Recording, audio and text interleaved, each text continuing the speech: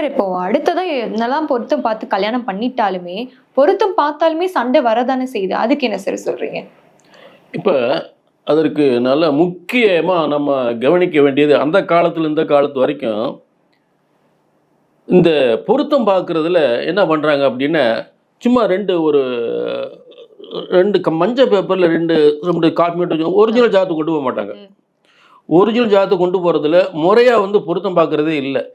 என்னப்பா ஒரு அந்த காலத்து வரைக்கும் தினம் கணம் ரஜு நாடி வசியம் அப்படின்னு சொல்லக்கூடிய 10க்கு 10 பொருத்தம் 10க்கு 9 பொருத்தம் சொல்லக்கூடிய ஒரு விஷயங்கள் இருக்குது. அந்த மாதிரி இன்னைக்கு அந்த காலத்துலேருந்து இந்த காலம் வரைக்கும் பார்த்து நாங்கள் 10க்கு 10 பொருத்தம் பார்த்தோம், 10க்கு 9 பொருத்தம் பார்த்தோம், என் பிள்ளை கல்யாணம் இந்த மாதிரி ஆகிப்போச்சு, கல்யாணம் முடித்தோம், நல்லா தான் பார்த்து பொருத்தம் பார்த்தோம், கல்யாணம் முடித்தோம். ஆனால் என் பிள்ளை வாழ்க்கை இன்னைக்கு கோர்ட்டு கேஸுன்னு அலைய வேண்டிய சூழ்நிலை வந்துருச்சு. என் பிள்ளைய நல்லா வாழ முடியல. அந்த வீட்டில் பூந்த இடத்துல மாமியார் கொடுமை, பெரிய கொடுமை, மாமனார் கொடுமை, மாமியார் கொடுமை, பையன் குணநலம் சரியில்லை, ஆனால் நல்லா தான் பொருத்தம் பார்த்தோம், என் பிள்ளை வாழ்க்கையே போச்சு அப்படின்னு சொல்லக்கூடிய ஒரு வேதனை உருவாகுது. இப்போ இவங்க என்ன பண்ணுறாங்கன்னா இந்த மாதிரி தினம் கணம் ரஜு நாடி வசியம் அப்படின்ற பொருத்தத்தை மட்டும் பார்க்கக்கூடாது. முதல்ல அதே நேரத்தில் பார்த்தீங்கன்னா ஒரே ராசியை கல்யாணம் பண்ண ரொம்ப பேர் ஒரே ராசியை கல்யாணம் பண்ணக்கூடாது. ஒரு ராசியிலிருந்து அடுத்தடுத்த ராசிகளையும் கல்யாணம் பண்ணக்கூடாது. அப்படி பண்ணும்போது கண்டிப்பாக டைவர்ஸ் ஆக தான் செய்யும். அதாவது ஆமாம், அடுத்தடுத்த ராசி எது வரைக்கும் கல்யாணம் பண்ணக்கூடாதுன்னா இப்போ 4ஆம் ராசி வரையும் கல்யாணம் பண்ணக்கூடாது. அடுத்தடுத்த ராசியில் கல்யாணம் பண்ணும்போது என்ன ஆச்சுங்கன்னா இப்போ மேஷத்துக்கு அடுத்த ராசி ரிஷபத்துக்கு கல்யாணம் பண்ணுறான்னு வச்சுங்க. இப்போ மேஷத்துக்கு 7.5 சனி தொடங்குது. 7.5 சனி தொடங்கி ஜென்மச்சனி வரும்பொழுது ரிஷபத்துக்கு 7.5 சனி ஆரம்பிக்கும். அப்போ இந்த 2 பேருமே 7.5 சனியில பாதிப்பாங்க. அதனால் அடுத்தடுத்த ராசியில் கல்யாணம் பண்ணக்கூடாது. அதே போல் பார்த்தீங்கன்னா இப்போ ஒருத்தருக்கு 7.5 சனி முடியுதுன்னு வச்சுங்க. இப்போ அடுத்தவங்களுக்கு அப்போ கன்னியிலேருந்து 4ஆம் இடம் தனுசு, இந்த 4 ராசிக்குள்ளே கல்யாணம் முடியக்கூடாதுன்னு சொல்லுவேன். இந்த 4 ராசிக்குள்ளே ஏன் கல்யாணம் முடிக்கக்கூடாதுன்னா இப்போ கன்னி எடுத்துக்கிட்டேன்னா கன்னிக்கு 7.5 சனி முடிஞ்ச உடனே தனுசுக்கு 7.5 சனி ஆரம்பிச்சிடும். தனுசுக்கு 7.5 சனி ஆரம்பிச்சிடும். கன்னிக்கு 3ஆம் இடத்துக்கு முடிஞ்ச உடனே 3ஆம் இடத்துக்கு வந்த உடனே 3ஆம் இடம் தனுசுக்கு ஒரே சனி வந்துடும். கன்னிக்கு விடுதலை ஆகுது, தனுசுக்கு ஆரம்பிச்சிருது. அப்போ 4 ராசிகளுக்குள் கல்யாணம் முடிக்காதீங்க அப்படின்னு ஒரு விஷயம். இன்னொரு விஷயம்னா இந்த கேந்திர தோஷம்னு ஒன்று இருக்குது. இந்த கேந்திர தோஷத்தினாலையும் திருமணம் பாதிக்கப்படும். அப்போ இந்த பொருத்தத்தை மட்டும் பார்த்துடுறாங்க. தினம் கண்ணம் ரஜு நாடி வசியம் நிறைய விஷயங்கள் இருக்குது, அது பொறுமை இல்லை. சரி 10க்கு 9 பொருத்தம் இருக்குது, ஜோசியர் சொல்லிட்டாரு அப்படின்னு முடிச்சிடுறாங்க. அந்த மாதிரி பார்க்கக்கூடாது. கேந்திர தோஷம் இருக்கா, குடும்பஸ்தானத்தில் என்ன கிரகங்கள் இருக்குது, 4ஆம் இடம் சுகஸ்தானம், அதாவது 4ஆம் இடம் பார்த்தீங்கன்னா ரொம்ப முக்கியமான இடம். மகிழ்ச்சியாக சந்தோஷமாக ஒரு ஆணும் பெண்ணும் தன் மனசு 4ஆம் இடம் வெறும் 4ஆம் இட ஸ்தானம் மட்டும் கிடையாது. ஒரு 4ஆம் இடத்துக்கு வீடு வாசல் வண்டி வாகனம் இப்படி தான் சொல்லுவாங்க. 4ஆம் இடம் ஹார்ட், இருதயம். அப்போ ஒரு மகிழ்ச்சியான வாழ்க்கைக்கு என்ன சொல்லுவாங்கன்னா மனசுக்கு பிடிச்ச மன வாழ்க்கை, மனசுக்கு பிடிச்ச கணவர், நான் மனசில் என்ன நினைக்கிறேனோ அதை அவர் செஞ்சு முடிச்சிருவார். இப்படித்தான் இருக்கணும் கணவன் மனைவி வாழ்க்கை. அப்போ இந்த 4ஆம் இடம் அதை கொடுக்கும், அந்த மாதிரி வாழ்க்கையை கொடுக்கும். அதே போல் 7ஆம் இடம் என்னன்னு கேட்டீங்கன்னா மன மேடை மட்டும் கிடையாது, 2 பேருக்கு உள்ள ஒரு ஒப்பந்தம்னா இந்த நம்ம குடும்பத்தில் இன்னென்ன பொறுப்புகள் நான் எடுத்துக்கிறேன், என்னென்ன பொறுப்புகளை நீ எடுத்துக்கிற அப்படின்னு 2 பேரும் பேசி பரஸ்பர பேசி முடிவு பண்ணுறது. கல்யாணம் மட்டும் 7ஆம் இடம் மன மேடை மட்டும் கிடையாது, ஆணும் பெண்ணும் கலந்து பேசி இன்னென்ன குடும்பத்தினுடைய பொறுப்புகளை பகிர்ந்து கொள்வது. அப்போ இந்த பொருத்தம்லாம் சரியா இல்லைனாலே கல்யாண வாழ்க்கை சரியா அமையாதுன்னு சொல்ல வரீங்களா நீங்க? ஆமாம், அந்த தினம் கணம் ரஜு நாடி அந்த பொருத்தம் மட்டும் பார்க்கக்கூடாது. அப்படி பார்த்து அது கல்யாணம் முடிச்சா பாதிப்பு வரதான் செய்யும். அப்போ ஜாதகத்தில் 2 பேர் ஜாதகத்துலேயும் என்ன குடும்பஸ்தானத்தில் என்ன கிரகம் இருக்குது, லக்னத்தில் என்ன கிரகங்கள் இருக்குது, லக்னத்தில் இருக்கக்கூடிய கிரகம் நேராக 7ஆம் இடத்தை பார்க்கும். 7ஆம் இடத்தை பார்க்கும். ஒரு சனியும் செவ்வாய் லக்னத்துல இருந்துன்னு வச்சுக்கோங்க, 7ஆம் இடத்தை பார்த்தா கண்டிப்பா 1க்கு 2 தாரம் முடிக்க வேண்டிய சூழ்நிலை வந்துடும். அந்த மாதிரி இருந்தா சனியும் செவ்வாய் லக்னத்துல இருக்கவே கூடாது. கண்டிப்பா இருந்தா 1க்கு 2 தாரம் ஆயிடும். அதே 7ஆம் இடத்துல சனி இருந்தா அதுக்கு பேர் திக்பலம் சொல்லுவாங்க. ஜோதிட சாஸ்திரத்துல 7ஆம் இடத்துல சனி பகவான் இருந்தா திக்பலம், அதுக்கு பேரு திக்பலம். ஆனா என்ன செய்யும் கேட்டீங்கன்னா திருமண வாழ்க்கை பாதிக்கதான் செய்யும். Okay sir. இதே மாரி நிறைய பேர் கிராஸ் பண்ணி கல்யாணம் பண்ணதான் செய்யறாங்க, இல்லைன்னு நம்ம சொல்ல முடியாது. இதுக்கு அடுத்ததான் பிரச்சனை வருதுன்னு பார்த்தா சில பேருக்கு குழந்தை இருக்காது, ஒரு 5 வருஷம் ஆயிருக்கும், இல்ல 10-15 வருஷம் கூட கேப் இல்லாம இருக்கும். இதனால அவங்க பிரிஞ்சு போற சூழ்நிலை வரும். அதுக்கு என்ன சார் நீங்க சொல்லுங்க? இப்ப அதான் சொல்றேன்ல, இந்த பொருத்தத்துல ரொம்ப முக்கியமானது வந்து செவ்வாய். செவ்வாய். ஓகே. செவ்வாய் அப்படின்னா பிளட். அதாவது ஒரு உடம்புல ஓடக்கூடிய ஆண் உடம்புல ஓடக்கூடிய பிளட்டுக்கும் பெண் உடம்புல ஓடக்கூடிய பிளட்டுக்கும் அதுக்கு பேர் செவ்வாய் வந்து பிளட்டு. செவ்வாய்க்கு ஆங்காரகன் பேர். அதுக்காக ஆங்கார செவ்வாய் தோஷம்னு வச்சாங்க.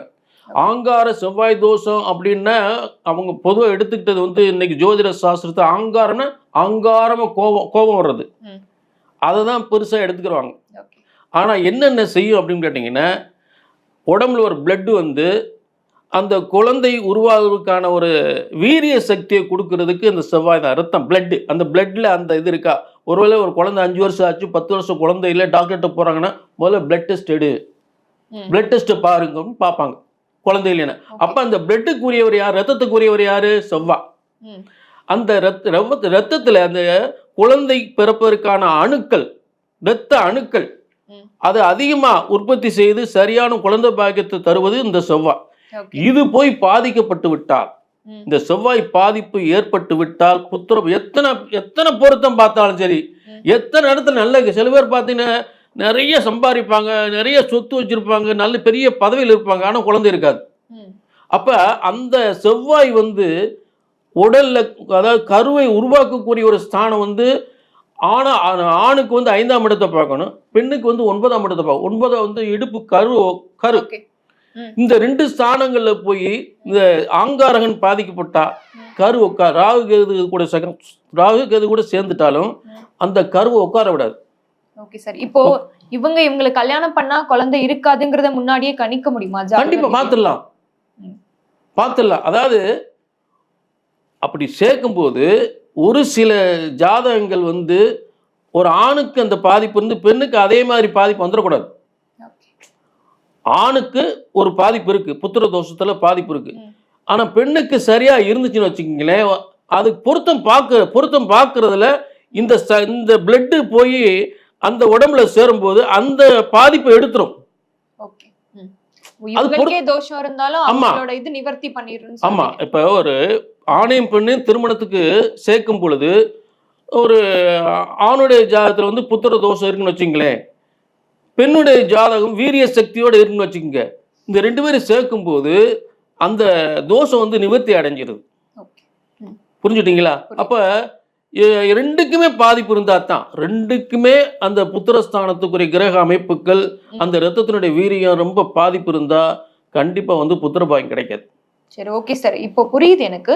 பட் எனக்கு என்ன சந்தேகம் இருக்குன்னா, அப்போ இந்த ராசிக்காரங்களை தான் கல்யாணம் பண்ணணும் எதுவும் விதிமுறைகள் இருக்கா? இல்ல சந்தோஷமா இருப்பாங்க, இந்த மேஷ ராசிக்காரர்கள் வந்து ஒரு ரிஷப ராசியை கல்யாணம் பண்ணிக்கலாம், இல்ல இந்த ரிஷப ராசிக்காரர்கள் ஒரு விருச்சிக ராசியை கல்யாணம் பண்ணிக்கலாங்கிற மாதிரி ஏதாவது கணிப்புகள் இருக்கா?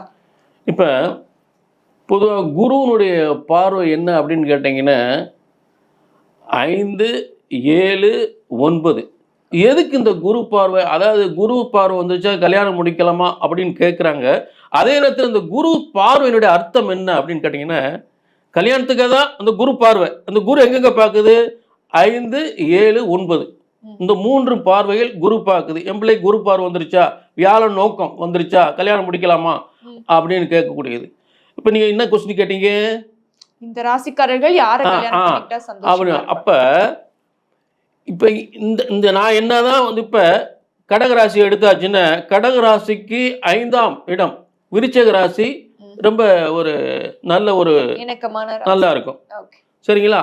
அடுத்ததாக வந்து கடகராசிக்கு 7ஆம் இடம் சப்தமஸ்தானம் என்று சொல்லக்கூடிய 7ஆம் இடம், அதாவது ஒரு அண்டர்ஸ்டாண்டிங் 2 பேருக்கு இருக்கிறது, அது மகரத்துக்கும் கடகத்துக்கும் நல்லா இருக்கும். கடகத்துக்கு அடுத்து வந்து 9ஆம் இடம் அது வந்து பார்த்தீங்கன்னா மீனம். இந்த 3 ராசியும் கடகத்துக்கு நல்லா இருக்கும், ஓகே. பொருத்தமாக இருக்கும். ஆனால் என்ன இவங்க ஏதாவது ஒன்று முடிச்சிருவாங்க. ம்.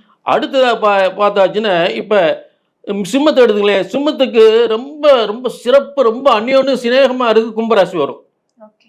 சூப்பராக இருக்கும். ம். சிம்மத்துக்கும் கும்பத்துக்கும் நல்லா ஒத்து. பிரியவே மாட்டாங்க. ம். ரொம்ப சூப்பராக இருக்கும். ஓகே. இந்த மாதிரிலாம் இருக்கு. இந்த மாதிரிலாம் சொல்லிட்டாலுமே இப்படி ஒரு பிரச்சனைகள், ம். அதாவது குரு 5, 7, 9ஆம் பார்வை ஏன் பார்க்குதுன்னு சொல்கிறேன், அதை சொல்லிடுறேன்.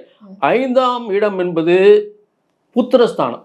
ஓகே. அப்போ கல்யாணம் அதுக்கு தான் புத்திரஸ்தானம். அடுத்து காதல் ஸ்தானம் ஒன்று இருக்குது, அது 5ஆம் இடம் தான். ம். அப்போ ஒரு ஒரு குரு பார்வையானவங்க வந்து இந்த பொண்ணை பார்க்கும்போது காதல் கிடைக்குமா, பாசம் கிடைக்குமா, ஓகே. புத்திர பாக்கியம் கிடைக்குமா அப்படின்னு பார்வை, அந்த பார்வை 5ஆம் பார்வை. ஓகே. அடுத்து குருவினுடைய 7ஆம் பார்வை. இப்போ நம்ம பலன் குரு பயிற்சிக்கு பலன் சொல்லும்போது இந்த 5, 7, 9 பார்வை தான் நம்ம பலன் சொல்லுவோம். கண்டிப்பா. அடுத்து 7ஆம் இடத்தை ஏன் பார்க்குறாரு அப்படின்னா 7ஆம் இடம் வந்து ஆணும் பெண்ணுடைய நட்பை சொல்லக்கூடியது, நட்பு உறவுகளை சொல்லக்கூடியது, மன மேடை உருவாக்குவது 7ஆம் இடம். 9ஆம் இடம் வம்சமே. அந்த அந்த ஆணையும் பெண்ணையும் திருமணத்தில் இணைக்கும் பொழுது வம்ச வாழையடி வாழையாக அந்த வம்சம் தலைத்து ஒரு பேரும் அந்தஸ்தோடு அந்த வம்சமே தலைத்து நிற்கும், வம்ச விருத்தி அடையும் அப்படின்றது பேர் புகழோடு இருப்பாங்க அப்படின்றது 9ஆம் இடம். உயர்ந்த இடத்துக்கு கொண்டு சொல்லக்கூடியது அந்த 9 அந்த வம்சத்தை. இந்த ஆணையும் இந்த பெண்ணு வந்த நேரத்தில், இந்த பெண் வீட்டுக்கு வந்த நேரத்தில் என் குடும்பம், நாங்கள் எங்கள் வச்ச சொத்து, நாங்கள் தொழில், எங்கள் குடும்ப வம்சம் விருத்தி அடைஞ்சிருச்சு, எங்க இந்த பொண்ணு காலடிச்சு இந்த குடும்பத்துக்கு காலடி எடுத்து வச்ச நேரம் இங்க மிகப்பெரிய மிகப்பெரிய யோகமா அமைஞ்சு போச்சு. பாலா பொங்குது. மருமக காலடி வச்ச நேரம் எங்க குடும்பத்துல பாலா பொங்குதுன்னு சொல்லுவாங்க. இதுதான் அந்த குரு பார்வையினுடைய முக்கியமான விஷயம். ஓகே சார், நீங்க இவ்வளவு சொல்றீங்க. ஆனாலுமே நம்ம ஜாதகத்தை எடுத்து பார்க்கும்போது நிறைய தோஷங்கள் வரிசையா வரும்னு பார்த்திருக்கோம். அதுல இந்த கலஸ்திர தோஷம்னு சொல்லுவாங்க. இது இருந்தா வந்து திருமண வாழ்க்கைக்கு அப்புறம் நல்லா இருக்காது அப்படிலாம் நான் சொல்லி கேள்விப்பட்டிருக்கேன். அது உண்மையா சார்? அப்படின்னா என்னன்னு சொல்லிடுங்க சார். இப்ப கலஸ்திரம் அப்படின்னா என்னன்னு கேட்டீங்கன்னா அந்த 7ஆம் இடத்துக்கு பேரு தான் கலஸ்திர ஸ்தானம் பேரு. ஓகே. அந்த கலஸ்திர காரகர் அப்படின்னு ஒருத்தர் இருக்கார். அவர் தான் சுக்கிரன். சுக்கிரனுடைய கலஸ்திர காரகர். காரகர்னா அந்த காரணத்துக்குரியவர். ஆணும் பெண்ணும் கலப்பது, இணைவது, சேர்வது, இதுக்கு தான் கலஸ்திர காரகன் பேரு. அதுக்குரிய சுக்கிரன், அதற்குரிய காரகன். அந்த சுக்கிரன் 7ஆம் இடத்தில் கெட்டுவிட்டாலோ, இல்ல மாங்கல்ய ஸ்தானத்தில் ராகு கேது சனியோடு சேர்ந்து கெட்டுவிட்டாலோ, இல்ல 7ஆம் இடத்தில் சனி ராகு கேதுவோடு சேர்த்து கெட்டுவிட்டாலோ அதுக்கு பேரு கலஸ்திர தோஷம். அடுத்து உங்களுக்கு கால சர்ப்ப தோஷம் இருக்கு. எல்லா கிரகங்களுமே அந்த ராகு கேதுக்குள்ள அடங்கிட்டா கால சர்ப்ப தோஷம். இந்த கால சர்ப்ப தோஷம் வந்துட்டாலே 35 வயசுக்கு மேலதான் கல்யாணம் முடியும். அப்படி ஒன்று இருக்கு. 30-35 வயசுக்கு மேல கல்யாணம் முடியும். அடுத்து சர்ப்பதோஷம் ஒன்று இருக்கு. இந்த சர்ப்பதோஷம்ன்றது 5ஆம் இடத்திலும் 11ஆம் இடத்திலும் இருக்கிறது. இந்த பூர்வ புண்ணிய 5ஆம் இடம் பூர்வ புண்ணிய ஸ்தானம் புத்திரஸ்தானத்துல இந்த ராகு கேதுக்கள் இருந்துட்டா இதுக்கு பேர் சர்ப்பதோஷம் சொல்லக்கூடியது. அடுத்து 4ஆம் இடத்துல இருந்தாலும் சுகஸ்தானம், ஆணும் பெண்ணும் சேரக்கூடிய சுகஸ்தானத்தில் 4ஆம் இடத்துல இருந்தாலும் சர்ப்பதோஷம் தான். இப்ப சர்ப்பதோஷம் என்பது இத்தனை வயதுல கால சர்ப்பதோஷம் வேற, சர்ப்பதோஷம் வேற. அப்ப இந்த சர்ப்பதோஷம் என்று 4ஆம் இடத்துல இருந்தாலும் சரி, 5ஆம் இடத்துல ராகு கேதுகள் இருந்தாலும் சரி, 4ஆம் இடத்துல இருந்தாலும் சரி, 4ஆம் இடத்துல இருந்தால் ஆணும் பெண்ணும் சேரக்கூடிய சுகஸ்தானம், 5ஆம் இடத்தில் இருந்தா பூர்வ புண்ணியஸ்தானம் புத்திரஸ்தானம், இது சர்ப்பதோஷம். இந்த மாதிரி இடங்கள்ல இருந்தா திருமணம் கண்டிப்பா தடைப்பட தான் செய்யும்.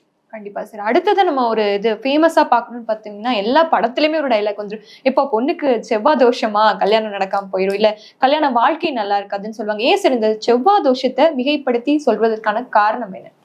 அதான் சொல்ல, இப்ப செவ்வாய் வந்து செவ்வாய் தோஷத்தில் நிறைய விதங்கள் இருக்கு.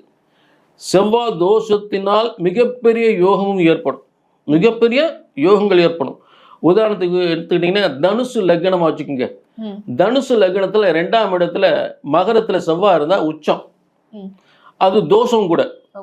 ஆனா இந்த இந்த 2ஆம் இடத்துல இருக்கக்கூடிய செவ்வாய் நல்ல பெண்ணை சேர்க்கும், நல்ல திருமண வாழ் சொத்து சுகத்தோட பிரம்மாண்டமா அந்த பெண் வந்து அந்த பையனுக்கு வந்து அந்த தனுசு லக்னமாக இருந்து இரண்டாம் இடத்தில் மகரத்தில் செவ்வாய் ஆட்சி பெற்று இருக்கும்போது இரண்டாம் இடம் செவ்வாய், அந்த இரண்டாம் இட செவ்வாயத்தினால் அந்த குடும்பம் பல சொத்து பத்துக்களோடு உயர்ந்த இடத்தில் உயர்ந்த ஒரு சொத்து பத்துக்களோடு நல்ல மதிப்பு மரியாதையாக பேரும் புகழோடு அந்த திருமணம் நடக்கக்கூடிய அந்த மணமகள் கிடைக்கக்கூடிய சிறந்த உயர்ந்த ஸ்தானத்தில் இருக்கக்கூடிய மணமகள் கிடைக்கக்கூடிய நல்ல யோகத்தை ஏற்படுது, யோகத்தை தரக்கூடிய செவ்வாதோஷம்.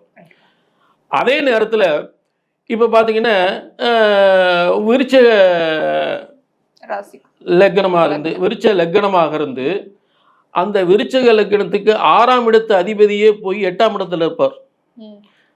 இது ஒரு 8ஆம் இட செவ்வாதோஷம். இந்த மாதிரி 8ஆம் இடத்துல இருந்தால் இந்த செவ்வாய், அதாவது லக்னாதிபதியே போய் 6ஆம் அதிபதியாக இருந்து விருச்சிகத்துக்கு 7ஆம் இடத்துக்கு அடுத்து 8ஆம் இடம், 7ஆம் இடத்துக்கு இங்கே மிதுனத்தில் உட்காந்துருக்கும். அப்படி உட்காரும்போது இது வந்து கடுமையான முறையில் பாதிக்கப்படும். அப்போ ஒரு தோஷத்தில், அதாவது அதே நேரத்தில் நீசமாகிற தோஷம் இருக்கு. மேச லக்னமாக இருந்து 4ஆம் இடத்துல கடகத்தில் வந்து செவ்வாய் நீசமாவார். மேச லக்னமாக 4ஆம் இடத்துல செவ்வாய் நீசமானா அந்த இடத்துல சந்திரன் ஒருவேளை கடகராசியா இருந்துட்டாலே நீசபங்க ராஜயோகம் ஆயிரும். வெறும் செவ்வாய் மட்டும் நீசமானா என்ன ஆச்சு கேட்டீங்கன்னா, நான் அந்த சுகம் கெட்டு போகும். Okay sir. ஒரு சந்திரன் அந்த இடத்துல இல்லை, மேச லக்னத்து 4ஆம் இடத்துல மட்டும் செவ்வாய் இருக்கு. அப்ப ஆணும் பெண்ணும் சேரக்கூடிய சுகத்தை கெடுத்துரும், சொத்து சுகங்களை கொடுக்காது, ஏதாவது வாகனங்கள் பழுதாகிட்டே இருக்கும். அதனால வந்து அந்த அதாவது செவ்வாதோஷத்துலேயும் யோகம் தரக்கூடிய செவ்வாதோஷம் இருக்கு. அதாவது செவ்வாதோஷம் பட்டு பாதிப்பு, அதாவது நல்லதும் செய்யாது கெட்டது, அப்படி செவ்வாதோஷம் இருக்கு. புரியுது சார். இப்போ செவ்வாதோஷம்னாலே கெட்டது கிடையாது, நல்லதும் இருக்கு கெட்டது. ஆமா, அதே நேரத்துல செவ்வாதோஷம் நல்ல யோகத்தையும் கொடுக்கும், பதவி, சொத்து, அந்தஸ்து. அதே நேரத்துல மேசத்துல மீன லக்னமாக 2ஆம் இடத்துல செவ்வாதோஷம், மீன லக்னம் 2ஆம் இடத்துல செவ்வாய், அப்போ பாக்கியாதிபதி 2ஆம் இடத்துல உட்கார மிகப்பெரிய யோகத்தை கொடுத்துரும், பதவி, அந்தஸ்து, கௌரவம், அரசியல், அதான் பெரிய யோகத்தை கொடுத்துரும், பெரிய சொத்து பத்தி கொடுத்துரும். அப்போ யோகம் தரக்கூடிய செவ்வாதோஷம் இருக்கு, பாதிப்பு தரக்கூடிய செவ்வாதோஷம் இருக்கு.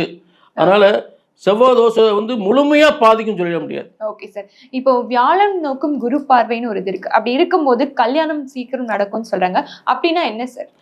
இப்ப ஒவ்வொரு குரு பயிற்சியும் வரும்பொழுது என் பிள்ளை கல்யாணம் முடிஞ்சிருமா, என் பையனுக்கு கல்யாணம் முடிஞ்சிருமா அப்படின்னு ஒவ்வொரு தாய்மார்களும் ஒரு ஆர்வத்தோடு பார்க்கக்கூடிய நிலை. குரு பார்வை வந்துருச்சு சொல்றாங்க. அப்படின்னா இப்ப இன்னைக்கு குரு இருக்காருன்னு கேட்டீங்கன்னா, இன்னைக்கு குரு வந்து கடகத்துல இருக்கார். அப்போ கடகத்தில் இருக்கும் பொழுது அது ஒரு 7ஆம் இடத்தை பார்ப்பார். 7ஆம் இடத்தை பார்க்கும்போது திருமணம் நடக்கக்கூடிய ஒரு யோகங்கள் ஏற்படும். அப்போ கல்யாணம் முடியுமா பார்த்தா ஜாதகத்தில் தசாபுத்தி நல்லா இருக்கணும்.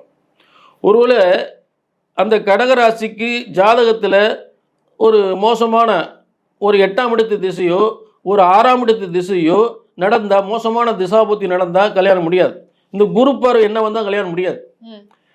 அதே போல் இப்போ அடுத்த பார்வை வந்து உங்களுக்கு விருச்சிக ராசியை பார்க்குறாரு. விருச்சிக ராசி பார்க்கும்போது 5ஆம் இடத்தை பார்க்கும்போது அந்த விருச்சிக ராசிக்கு நல்ல திருமண யோகம் நடக்கும் அப்படின்னு சொன்னாலும், அந்த விருச்சிக ராசிக்கு நல்ல யோக பலன்கள், நல்ல தசாபுத்திகள் நடக்கணும். நல்ல தசாபுத்திகள் நடந்தால் தான் ஜாதகத்தில் மோசமான 6, 8, 12ஆம் இடத்தினுடைய அதிபதி தசாபுத்திகள் நடந்தால் என்னதான் இந்த குரு பார்வை இருந்தாலும் திருமணம் நடக்காது. Okay sir. இவ்வளோ நேரம் எங்களுக்காக திருமணம் குறித்த சந்தேகங்கள், இல்லை ஜாதக ரீதியான சந்தேகங்கள், ஜாதகம் பொருத்தம் பார்த்தா கல்யாணம் ஆகுமா, ஏன்னா சில பேர் நினைச்சிருப்பாங்க பொருத்தம் சரியா இருக்கு கல்யாணம் பண்ணிடுவோன்னு. ஆனா நீங்க வந்து இப்போ சொல்லும் போதுதான் எனக்கே ஒரு தெளிவான இது கிடைச்சிருக்கு. ரொம்ப அருமையா இவ்வளவு நேரம் விளக்கம் கொடுத்தீங்க. நன்றி ஐயா. நன்றி, வணக்கம்.